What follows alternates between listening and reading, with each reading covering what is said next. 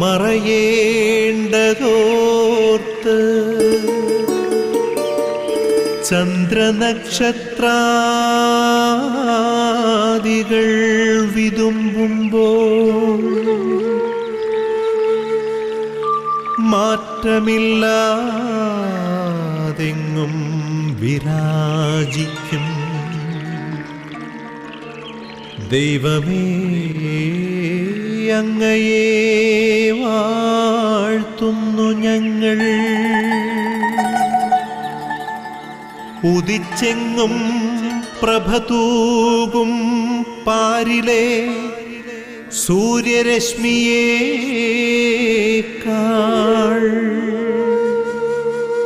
പ്രശോഭിച്ചെന്നും പ്രസാദമേകുന്ന ദൈവമേ, അങ്ങേ മഹിമാവെത്ര മനോജ്ഞം.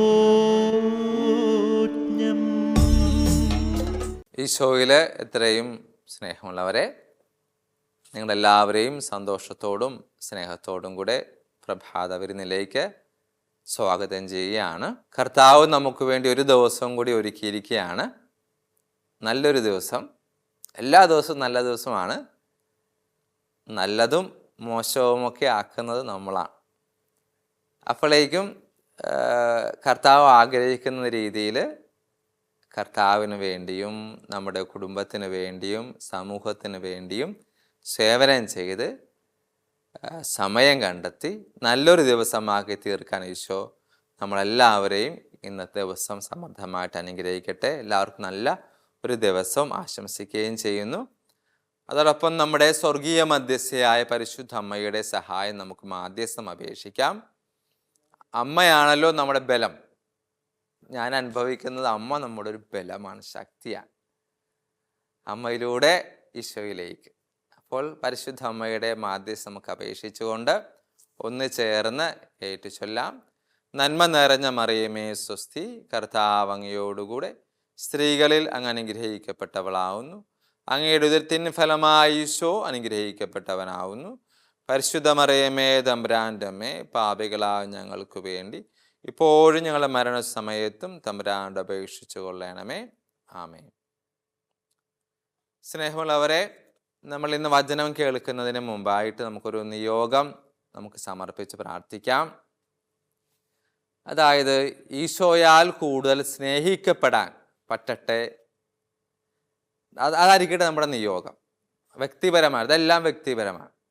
അച്ഛനത് പറയുമ്പോൾ അച്ഛൻ ഞാൻ പ്രാർത്ഥിക്കണം, ദൈവം ഇന്നത്തെ എൻ്റെ നിയോഗം ഈശോയാൽ കൂടുതൽ സ്നേഹിക്കപ്പെടാനായിട്ടുള്ള വഴികൾ ഞാൻ ഒരുക്കി കൊടുക്കണം. അതുപോലെ നിങ്ങളും വ്യക്തിപരമായിട്ട് ഇന്നത്തെ നിയോഗം ഈശോയാൽ കൂടുതൽ സ്നേഹിക്കപ്പെടാനായിട്ടുള്ള വഴികൾ നമ്മൾ ഒരുക്കി കൊടുക്കണം. എന്ന് പറഞ്ഞാൽ വേറെ കുറേ വഴികളുണ്ടെന്നാണ് അതിൻ്റെ അർത്ഥമല്ലേ, നമ്മൾ തിരിഞ്ഞൊക്കെ പോകാൻ. അപ്പം അതുകൊണ്ട് ഈശോയാൽ സ്നേഹിക്കപ്പെടാനായിട്ട് നമ്മൾ ഈശോയുടെ നേരെ വഴി ഒരുക്കി കൊടുക്കണം. അങ്ങനെ വ്യക്തിപരമായിട്ട് മാത്രം, വേറെ ആരിലേക്ക് നിങ്ങൾ പോകേണ്ട, വ്യക്തിപരമായിട്ട് ആ നിയോഗം സമർപ്പിച്ചുകൊണ്ട് നമുക്ക് വചനം കേൾക്കുവാനായിട്ട് ഒരുങ്ങാം. പരിമളത്തിനുറവയാം നറുസൗരഭ്യമാകട്ടെ ഞങ്ങളുമീ മണ്ണിൽ. നമുക്ക് വചനം കേൾക്കാം. യോഹന്നാൻ്റെ സുവിശേഷം 11-ാം അധ്യായം 35 36 വാക്യങ്ങളാണ് നമ്മൾ കേൾക്കുന്നത്. ഈ വചനം കൂടുതൽ ആഴത്തിൽ കേൾക്കാനായിട്ട് പരിശുദ്ധാത്മാവിൻ്റെ കൃപയ്ക്ക് വേണ്ടി നമുക്ക് പ്രത്യേകം പ്രാർത്ഥിക്കാം, ഒരുങ്ങാം. കാരണം പരിശുദ്ധാത്മാവാണ് നമ്മളെ വചനം കേൾക്കാനായിട്ട് കൂടുതലായിട്ട് ഒരുക്കുന്നത്. പല ഒരുക്കത്തോടു കൂടി നമുക്ക് വചനം കേൾക്കാം. യോഹന്നാൻ 11:35-36. യേശു കണ്ണുനീർ പൊഴിച്ചു. അപ്പോൾ യഹൂദർ പറഞ്ഞു, നോക്കൂ, അവൻ എത്രമാത്രം അവനെ സ്നേഹിച്ചിരുന്നു. 2 ചെറിയ വാക്യങ്ങൾ മാത്രമേ ഇവിടെയുള്ളൂ. യേശു കരഞ്ഞു, അതിനുള്ള ഒരു പ്രതികരണം ഉണ്ടാകുന്നു അവിടെ. പ്രിയമുള്ളവരെ, ഇത് നമ്മൾ വചനം മാത്രമാണ് ധ്യാനിക്കുന്നത് ഇപ്പോൾ ഇന്ന്.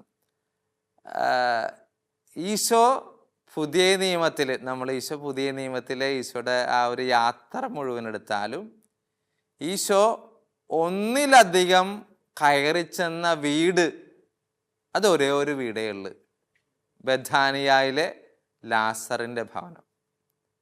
ഒരിടത്ത് കാണാനായിട്ട് കഴിഞ്ഞതിൻ്റെ വ്യാഖ്യാനം യേശു 3 തവണ ലാസറിൻ്റെ വീട്ടിൽ പോയിട്ടുണ്ട്. വേറെ ഒരു വീട്ടിലും, സ്വന്തം വീട്ടിൽ പോലും അങ്ങനെ പോയതായിട്ടോ ഭക്ഷണം കഴിക്കുന്നതായിട്ടോ നമ്മൾക്ക് വിശുദ്ധ ഗ്രന്ഥത്തിൽ അങ്ങനെ കാണാൻ കഴിയുന്നില്ല. ചിലപ്പോൾ പോയിട്ടുണ്ടാമായിരിക്കാം. എങ്കിൽ പോലും ഇവിടെ വ്യക്തമായിട്ട് വിശുദ്ധ ഗ്രന്ഥത്തിൽ 3 തവണ ആവർത്തിച്ച് പറയുന്നുണ്ട് ഈശോ ലാസറിൻ്റെ ഭവനത്തിൽ മർത്തയുടെയും മറിയത്തിൻ്റെയും ലാസറിൻ്റെയും അങ്ങനെ 3 പേരടങ്ങുന്ന അവരുടെ ഭവനത്തിൽ പോയിട്ടുണ്ട്. എന്തുകൊണ്ട്?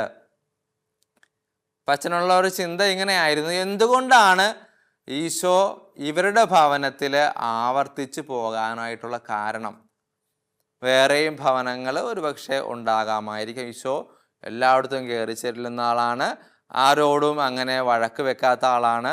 നിയമജ്ഞരുടെ കൂടെ ഭക്ഷണം കഴിക്കുന്നുണ്ട്, ഫരിസേരുടെ കൂടെ ഭക്ഷണം കഴിക്കുന്നുണ്ട്, ചുങ്കക്കാരുടെ കൂടെ ഭക്ഷണം കഴിക്കുന്നുണ്ട്, അവഗണിക്കപ്പെട്ടവരുടെ ഒപ്പം കൂടെയാകുന്നുണ്ട്, സക്കേവൂസിൻ്റെ ഭവനത്തിൽ പോകുന്നുണ്ട്, അല്ലേ? അങ്ങനെ ആരെയും അവഗണിച്ച് മാറ്റി നിർത്തിയ ആളല്ല യേശുനാഥൻ. എങ്കിൽ പോലും ലാസറിൻ്റെ വീട്ടിൽ 3 തവണ കടന്നു ചെല്ലുന്നുണ്ട്. നമുക്കൊന്ന് ചിന്തിക്കാം, എന്തുകൊണ്ടാണ് ലാസറിൻ്റെ വീട്ടിൽ ഈശോ 3 തവണ പോയത് എന്നതിന് ചെറിയൊരു വചനഭാഗം അതിനോട് ചേർത്ത് വെക്കാം. അത് യോഹന്നാൻ്റെ സുവിശേഷം 11-ാം അധ്യായത്തിൻ്റെ 5-ാം വാക്യമാണ്. അതിങ്ങനെയാണ്: യേശു മർത്തയെയും അവളുടെ സഹോദരിയെയും ലാസറിനെയും, പ്രധാനപ്പെട്ട ഒരു വാക്യമാണ്, സ്നേഹിച്ചിരുന്നു. അപ്പോൾ മാർത്തയെയും മറിയത്തെയും ലാസറിനെയും ഈശോ സ്നേഹിച്ചിരുന്നു. അതൊരു ഹൈലൈറ്റ് ചെയ്ത് പറയേണ്ട കാര്യമാണ്, സ്നേഹിച്ചിരുന്നു. അപ്പോൾ ഈശോനാഥൻ ഇവരുടെ 3 പേരുടെയും ഭവനത്തിൽ ആവർത്തിച്ച് വരാനായിട്ടുള്ള കാരണം ഈശോയ്ക്ക് അവരോട് സ്നേഹമായിരുന്നു. അപ്പോൾ പ്രിയമുള്ള സഹോദരങ്ങളെ, അതിന് ശേഷമാണ് നമ്മൾ യോഹന്നാൻ 11-ാം അധ്യായത്തിൻ്റെ 35-ാം വാക്യത്തിൽ കാണുന്നത്, അവൻ കണ്ണുനീർ പൊഴിച്ചു. എപ്പോൾ? ലാസറിൻ്റെ വേർപാടിൽ. ഈശോ കരഞ്ഞതായിട്ട് കാണിക്കുന്നുണ്ട്, ഈശോ കരഞ്ഞതായിട്ട്. പിന്നെ ഈശോനാഥൻ രക്തം വിയർക്കുന്നതായിട്ട് വേറെ നമ്മൾ ഗെത്സമേൻ തോട്ടത്തിൽ കാണുന്നുണ്ട്. കുരിശിൽ കിടന്നുകൊണ്ട് അവൻ ഉറക്കെ നിലവിളിച്ചുകൊണ്ട് ജീവൻ വെടിഞ്ഞു എന്ന് കാണുന്നുണ്ട്. വേറെ എവിടെയും ഈശോ കരഞ്ഞതായിട്ട് കാണുന്നില്ല. ഇവിടെ ഒഴിച്ച് അവൻ ഒരു വ്യക്തിക്ക് വേണ്ടി കണ്ണുനീർ പൊഴിച്ചു. അപ്പം ഇന്ന് നമ്മൾ ഈ വചനം വായിക്കുമ്പോഴേക്കും നമ്മുടെ ചിന്തയിലേക്ക് വരേണ്ട കാര്യം എന്താണ്? ഈശോ അവരുടെ വീട്ടിൽ കയറി ചെല്ലാനും അവർക്ക് വേണ്ടി കരയാനും വിലപിക്കാനും എന്താണ് കാരണമായത്? ഓൺലി വൺ റീസൺ, അല്ലെ? ഒരൊറ്റ കാരണം, ഈശോ അവരെ സ്നേഹിച്ചിരുന്നു. അപ്പം അങ്ങനെയാണെന്നുണ്ടെങ്കിൽ നമ്മളുടെ അടുത്ത ചിന്ത എന്തായിരിക്കണം? നമ്മളും ഈശോയാൽ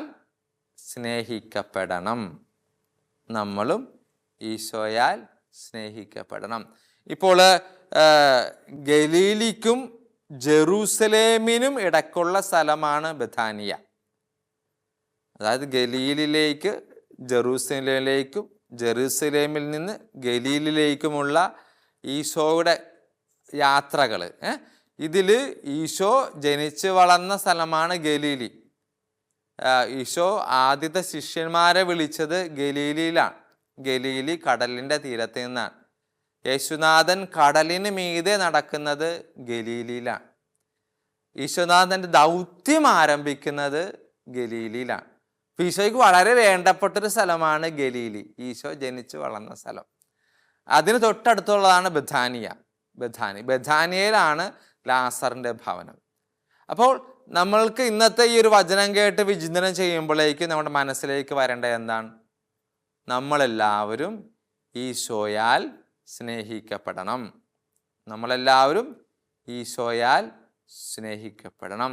അപ്പോൾ ഈശോയാൽ സ്നേഹിക്കപ്പെടണമെന്നുണ്ടെങ്കിൽ അടുത്ത സ്റ്റെപ്പ് എന്ത് ചെയ്യണമെന്നാണ്.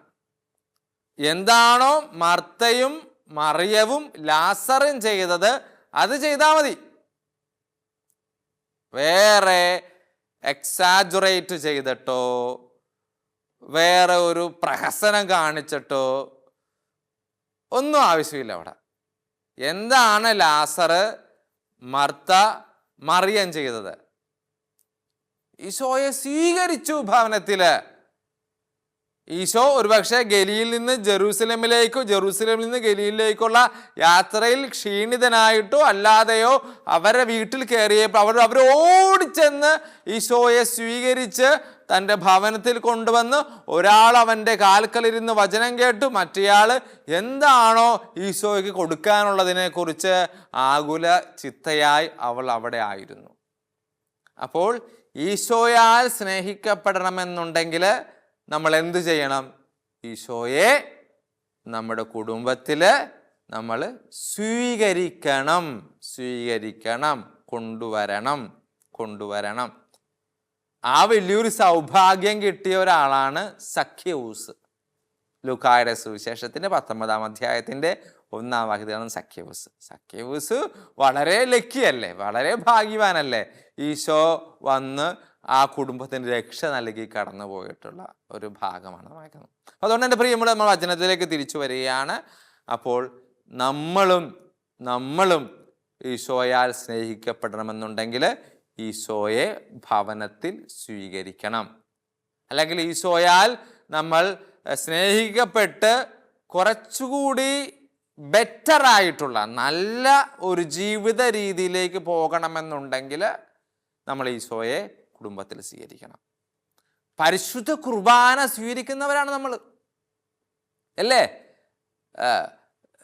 ചിലരൊക്കെ എല്ലാ ദിവസവും, ചിലർ ഞായറാഴ്ചകളിൽ. അപ്പോൾ പള്ളിയിൽ പോയി പരിശുദ്ധ കുർബാനയിൽ പങ്കുചേർന്ന് നാവിൽ ഈശോയെയും സ്വീകരിച്ചിട്ട് നിങ്ങൾ ഭവനത്തിലേക്ക് വരുമ്പോഴേക്കും നിങ്ങൾ ഈശോയെയും കൊണ്ടാണ് ഭവനത്തിലേക്ക് വരുന്നത്, അല്ലാതെ പോയതുപോലെ തന്നെയല്ല. അപ്പോൾ ഈശോയെയും കൊണ്ട് നിങ്ങൾ ഭവനത്തിലേക്ക് വന്നാൽ നിങ്ങൾ ഈശോയാൽ സ്നേഹിക്കപ്പെടും.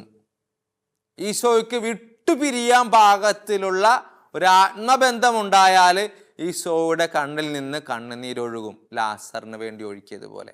അതുകൊണ്ട് എൻ്റെ പ്രിയമുള്ളവരെ, നമുക്ക് ഇന്ന് ഈ വചനം കേൾക്കുമ്പോൾ ലാസറിൻ്റെ വീട്ടിൽ ഈശോ 3 പ്രാവശ്യം കയറിയിറങ്ങി. കാരണം ഈശോയ്ക്ക് അവരോട് സ്നേഹമായിരുന്നു.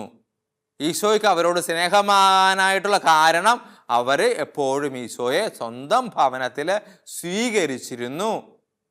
അതുകൊണ്ട് നമ്മളും ഈശോയാൽ സ്നേഹിക്കപ്പെടണം. അതിനെന്ത് ചെയ്യണം? ഈശോയെ ഭവനത്തിലേക്ക്, ഹൃദയത്തിലേക്ക് കൊണ്ടുവരണം. അതിന് ഈശോ നമ്മളെല്ലാവരെയും സഹായിക്കട്ടെ എന്ന് പ്രാർത്ഥിച്ചുകൊണ്ട് നമുക്ക് ഒന്ന് ചേർന്ന് പ്രാർത്ഥിക്കാം. ആബാ പിതാവേ, സ്നേഹാഗ്നിയാൽ ജ്വലിക്കട്ടെ മക്കളാ ഞങ്ങളെല്ലാം.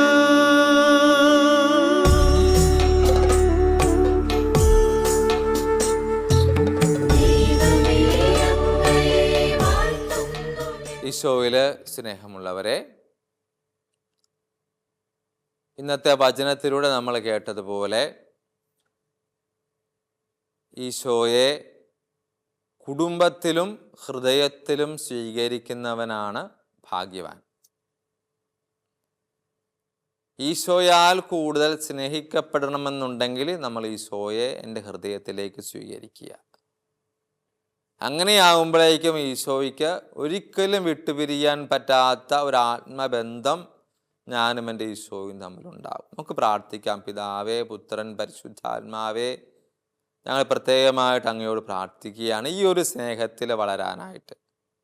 എല്ലാ സ്വർഗനിവാസികളോടും പരിശുദ്ധ അമ്മയോടും വിശുദ്ധ ഔസേപ്പ് പിതാവിനോടും ഞങ്ങളുടെ നാമത്തിലുള്ള വിശുദ്ധൻ, വിശുദ്ധ ഞങ്ങൾ ദേവാലയത്തിൻ്റെ മധ്യസ്ഥ, അതേപോലെ ഞങ്ങൾക്ക് വളരെ പ്രിയപ്പെട്ടതായിട്ടുള്ള വിശുദ്ധന്മാരുണ്ടെങ്കിൽ അവരുടെ എല്ലാവരുടെയും മാധ്യസ്ഥം നമുക്ക് അപേക്ഷിച്ച് പ്രാർത്ഥിക്കാം.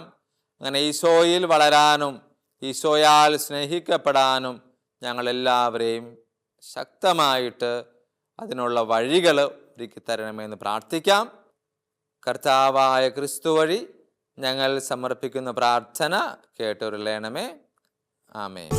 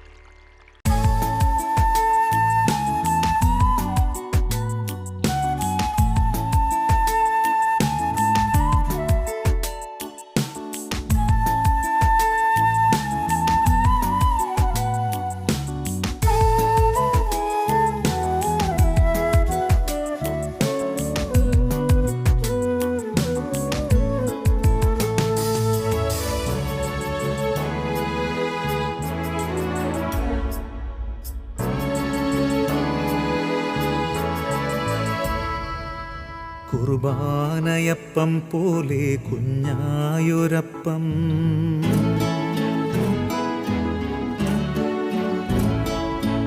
കുർബാനയപ്പം പോലെ കുഞ്ഞായൊരപ്പം ഞാൻ കണ്ടതില്ല എന്നാവിൽ.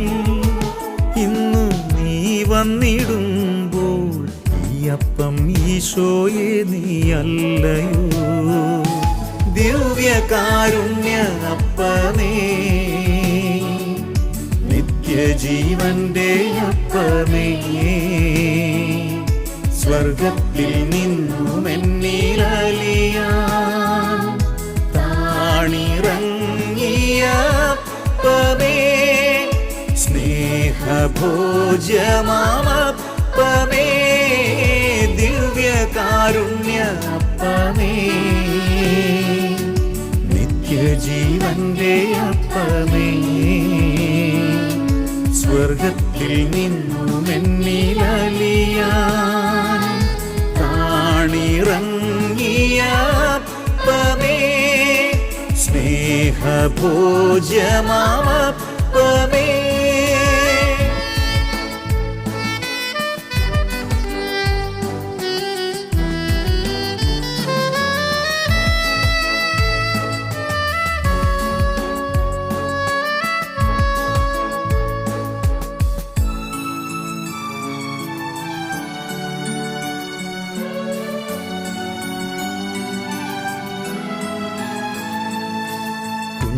കൈകൂപ്പുമ്പോൾ ആഗ്രഹിച്ചു ഈശോയെ നീ എൻ്റെ സ്വന്തമാകാൻ. കുഞ്ഞിക്കൈകൂപ്പുമ്പോൾ ആഗ്രഹിച്ചു ഈശോയെ നീ എൻ്റെ സ്വന്തമാകാൻ. ഓരോ ദിവസവും കുർബാനയേകുമ്പോൾ അറിയാതെ കൈനീട്ടി നിന്നു ഞാനും. ഓരോ ദിവസവും കുർബാനയേകുമ്പോൾ അറിയാതെ കൈനീട്ടി നിന്നു ഞാൻ.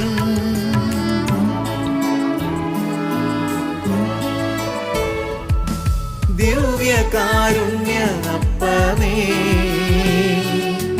നിത്യജീവന്റെ അപ്പമേ,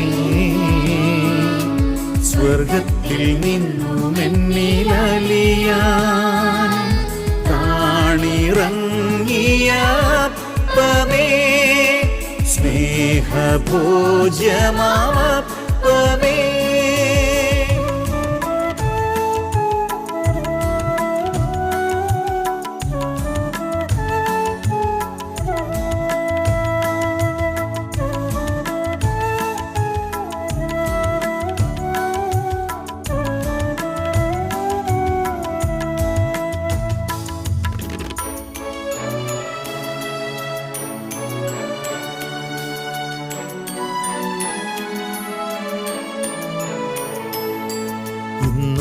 ഇന്നോളമെന്നും നീ വന്നിടുമ്പോൾ എന്നും ഞാൻ കൊതിയോടെ കാത്തു നിൽക്കും. ഇന്നോളമെന്നും നീ വന്നിടുമ്പോൾ എന്നും ഞാൻ കൊതിയോടെ കാത്തു നിൽക്കും.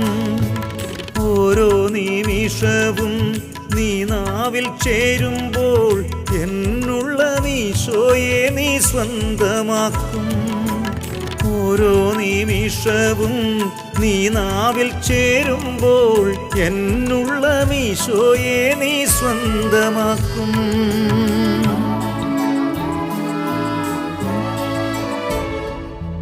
കുർബാനയപ്പം പോലെ കുഞ്ഞായൊരപ്പം,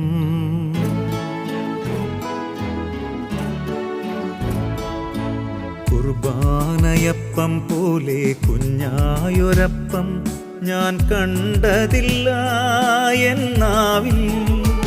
ഇന്നു നീ വന്നിടുമ്പോൾ ഈ അപ്പം ഈശോയെ നീ അല്ലയോ. ദിവ്യകാരുണ്യ അപ്പമേ, നിത്യജീവന്റെ അപ്പമേ, സ്വർഗത്തിൽ നിന്നും എന്നിലലിയാൻ താണിറങ്ങിയ അപ്പമേ, സ്നേഹഭോജ്യമാമപ്പമേ,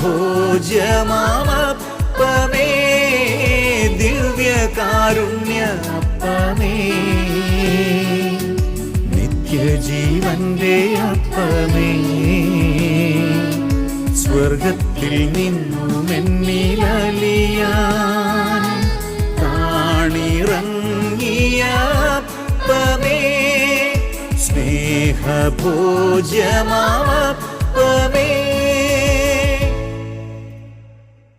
പ്രിയമുള്ളവരെ, നമുക്ക് സഭയോട് ചേർന്നുകൊണ്ട് ആശീർവാദം സ്വീകരിക്കാം. നമ്മുടെ പരിശുദ്ധ പിതാവ് ലിയോ 14 മാർപ്പാപ്പ, തുടർന്നുള്ള നമ്മുടെ കർദിനാൾമാർ, ബിഷപ്പുമാർ, വൈദികർ, സന്യാസികൾ, എല്ലാ ആത്മായർ. സഭ ഒരു ചങ്ങലയിൽ കോർത്താണ് നിൽക്കുന്നത് അല്ലേ? അതിൻ്റെ മേലധ്യക്ഷന്മാർ മുതൽ ആത്മായർ വരെ. അപ്പോൾ നമ്മൾ ഒറ്റക്കെട്ടായിട്ടാണ് സഭ മുന്നോട്ട് പോകുന്നത്. അപ്പോൾ ആ ഒരു വിശ്വാസത്തിലും സ്നേഹത്തിലും എന്നിൽ നിക്ഷിപ്തമായിരിക്കുന്ന പൗരോഹിത്യ അധികാരത്തിൽ നമുക്കൊന്ന് ചേർന്ന് ഈശോയുടെ ആശീർവാദം സ്വീകരിക്കാം. കർത്താവ് നിങ്ങളോടുകൂടെ, അങ്ങേ ആത്മാവോടും കൂടെ. സർവശക്തനായ ദൈവം പിതാവും പുത്രനും പരിശുദ്ധാത്മാവും നിങ്ങളെല്ലാവരെയും അനുഗ്രഹിക്കുമാറാകട്ടെ. ആമേൻ. സ്നേഹമുള്ളവരെ, നമുക്ക് പ്രാർത്ഥനയിൽ ഒന്ന് ചേർന്ന് മുന്നോട്ട് പോകാം. പ്രാർത്ഥനയാണ് നമ്മളെ ബന്ധിപ്പിക്കുന്നത്, നമ്മളെല്ലാവരെയും തമ്മിൽ വിശ്വാസം അല്ലേ? അതുകൊണ്ട് മരിയം കൂടാരത്തിൽ നമുക്ക് വേണ്ടി ജപമാല സമർപ്പിച്ച് പ്രാർത്ഥിക്കുന്നവരുണ്ട്. നമുക്കും ജപമാലയിൽ ഒന്ന് ചേരാൻ, പ്രത്യേകിച്ച് പ്രഭാത വിരുന്നിൽ ഗുഡ്നസ് TV-യിലൂടെ കൂടുതൽ പ്രാർത്ഥനയിലും വിശ്വാസത്തിലും ഐക്യപ്പെട്ട് ഈശോയോട് ചേർന്നുകൊണ്ട് മുന്നോട്ട് പോകാം. അതിന് ഈശോ നമ്മളെല്ലാവരെയും സഹായിക്കട്ടെ എന്ന് പ്രാർത്ഥിച്ചുകൊണ്ട് എല്ലാവർക്കും നല്ല ഒരു ദിവസം ആശംസിക്കുന്നു.